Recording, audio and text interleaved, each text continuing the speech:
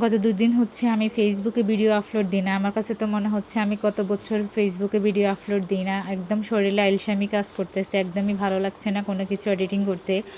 আর exam দিয়ে আসার পরে শরীরে কোনো এনার্জি থাকে না। একদম পড়াতে একটু ব্যস্ত আছি। সবাই দোয়া করবেন আমি যেন ভালো রেজাল্ট করে পারি।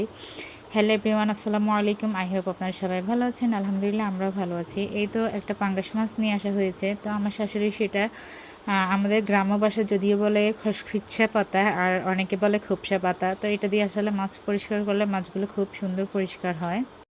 কেউ মাছ কাটাকাটি করলে আমার সেটা দেখতে অনেক ভালো লাগে। তো আমি অনেকক্ষণ দাঁড়িয়ে থাকি। কেউ যদি মাছ কাটাকাটি করে, মাশাআল্লাহ মাছটা খুবই সুন্দর হয়েছে। একদমই কালো দাগগুলো থাকে নাই। মাছের গায়ে এক ধরনের শ্যাওলা থাকে।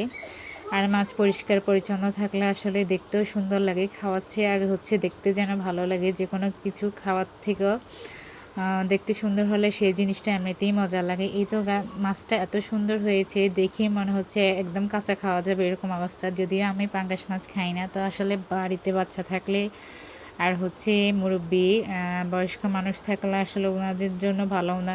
যখন মানুষের বয়স হয়ে যায় মানুষ একদমই কাঁটাযুক্ত মাছ খেতে চায় না। তারা পাঙ্গাস মাছ খেতে চায়, কারণ পাঙ্গাস মাছে তেমন একটা কাঁটা থাকে না, বাছাবাছি ঝামেলাও কম। এই তো এদিকে মাছের পিসগুলো করে নিয়েছি। মাছটা দেখতে খুবই সুন্দর হয়েছে, আমার তো অনেক ভালো লাগতেছে।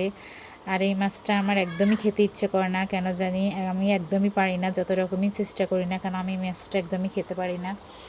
তো আসলে বাচ্চাদের খিচুড়িতে দেওয়া যায় সহজে, একদম কাটা কম থাকে, সেজন্য খুবই ভালো লাগে। এই তো মাছ কাটাকাটি শেষ, সবাই ভালো থাকবেন, আল্লাহ হাফেজ।